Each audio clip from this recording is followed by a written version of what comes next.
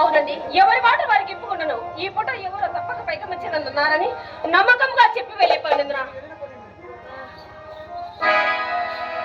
ఈ కబుర్లకేమి కానీ మీరు వెళ్ళే పని ఏమిటండి? ఏ చందాన్ని నమ్మనవాడు నిర్మలమైపోవును. ఆశ్రమ కన్న మాటకు అంత అలకెంతలకు చింతామణి. ఆశ్రమలకు అద్దుండవలండి, మరే ఎంత వడలమంట హస్యమ ఏమి పోనిమ్ము పొరపాటు కాని సుబ్బు చెట్టి ఎందుకు ఆ సంగతి మీకెవరు చెప్పినారండి? నేను చూచినాను. వీధి గుమ్మమును వచ్చినచో మీ అమ్మ కంట ప్రవశొచ్చునని పేట గుమ్మ కడకు వచ్చేసరికి తటాల కడుపు కలుసుకొని పరాలను బయటికి వచ్చినాడు. ఆ పాటున నన్ను చూచి అతను చూచి నేనును చెల్లపోయినాము. అంతట అతనికి అనుమానం కలగున్నట్లు కోడిగమ్మలాడుచు కొంత దూరం వెంట వెళ్ళినాను. అతని రాజు గురించి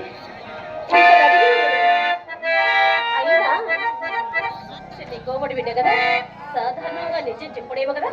సరే, అతడు ఏం చెప్పినో తెలియనప్పుడు నేనేం చెప్పినా చిక్కే కదా. సరే కానీ ఈ త్రోవ తొక్కదా ఏమండి? ఎందులోకైతే అతన్ని అడగబోతున్నా ఏమి అడిగినాను. మేళం కావలసి వచ్చిందని చెప్పినాడు. ఇక మీ సందేహం ఏమిటండి? నా సందేహమా? చెప్పిన కోపగించుకోను కదా. కోపం ఎందులోకండి? నా ఎందేదైనా పాపం ఉండేది కదా. శభాస్, అది మాట. ఇదిగో ఇప్పుడు చెప్పేదని వినుము. మేళం కొరకు వచ్చిన వాడు విడిగా వీధి గుమ్మం రాగా బెదరుచు అదరచు ఎద్దాన పోలని నా సందేహము. అదిగో ముఖము చిక్కుతున్నావు, అప్పుడే వచ్చినది కోపము. సరే సరే, ఎందులోకైతే అతన్ని అడుకోపోతే ఏమి? అడిగినాను. అంతలో ఒక బాల్యమిత్రుడు కనపడి బహుకాల సమావేశం వల్ల అడుగుటకు వీలు లేకపోయినది. అట్లయితే నేనే చెప్పేది ఆలకింపుడు. మేళంలో వచ్చి మాట్లాడటకై మా అమ్మ నిన్ను మేడ వేదికి వెంట పెట్టుకుని వచ్చినది. ఇంటికి వచ్చిన వారిని మర్యాద చేయట ధర్మం కదా. ధర్మము, అది మీ సాంప్రదాయము. కనుక కూర్చున్నామని కుర్చీ వేసి తాంబూలం ఇవ్వగా అతనేం చేసినో తెలుసా? వచ్చిన పెట్టండి అంత నాకు చిరాకు వచ్చి చప్పుల మేడ దిగి చక్కబోదిని. అంత నా మాట నా మనసు కనిపెట్టుకుని మా అమ్మ అతనిని తోట చుప్పటకని మిషన్ మీద దొడిలోడికి తీసుకొని పోయి ఆ దారిని అలా సాగనప్పుడు నమ్ముడు నమ్మకముడు జరిగిన సంగతి మాత్రం ఇది అండి. వెరిమొగమా, నీ మాట వేదముగా నేను ఎప్పుడు నమ్మలేదు. నీవు నాతో నలుసంత అబద్ధం ఆడవనియే నా నమ్మకము. మీతోడనే కాదండి, నేను ఎవరితోడను అబద్ధం ఆడను. చింతామణి ఈ కులములో పుట్టలేదు కాదని ఎలా నేను ఎన్నిసార్లు సాధించలేదు.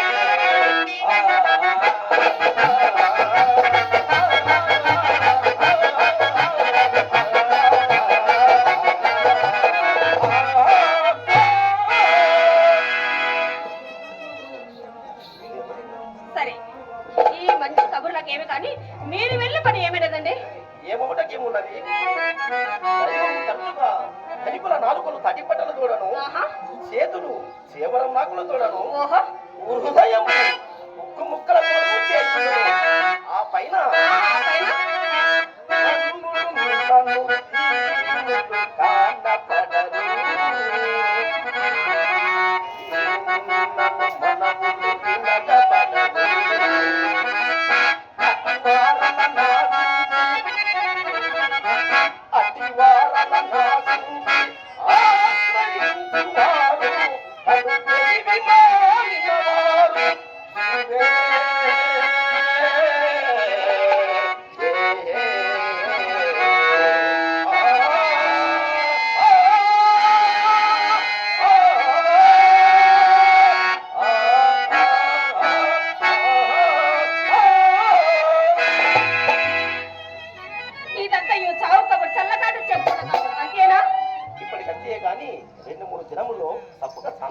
చెప్పగలదు. సరే ఇకనేమి ఎప్పటి పాడమే దిగినదండోయ్. మరొక విశేషము, రేపటికి ఇప్పుడు 2 త్రోగులు కూడా తగిలించినావు అంతేనా? కాదు కాదు, నా మాట చివరి వరకు విని అప్పుడు నీకు వచ్చినట్లు ఇంతవరకు ఇదిగో అదిగో అని తిరిగిన ఈ పూట తొండి చేయి చూపినాడు. అంతగా మరొక తుండను ఆశ్రయించినాడు. ఆ తుంటని కొన్ని రేపలు గడిపి ఆవల తన ఒక తుంటి చేయి చూపును. మీరు ఆ తుంటి చేతులని తెచ్చి ఏమండి మా ఇంటి తోరణములు కొట్టేద్దాం అంతేనా? మాట శాంతంగా వినిక మండిపడినా నేనేమి చేయగలను? చివరి వరకు విని అప్పుడు మాట్లాడము. ఇక్కడికి 20 దినములన్నీ విని విని ప్రాణం పిసుకుపోయినదండి. ఇక నేనేమి విననండి. ప్రతిదినము మధ్యాహ్నం నీరు వెళ్ళిన మా అమ్మ నన్ను కోసిన కోతకు నేను గనుక పెంచుతుంది కానీ వెరకతైనచో ఏ మందో ఇక ఏం పని రాదా నేను?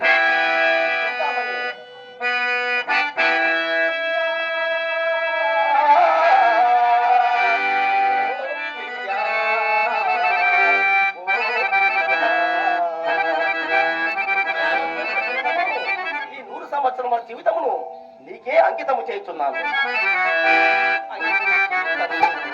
నీకే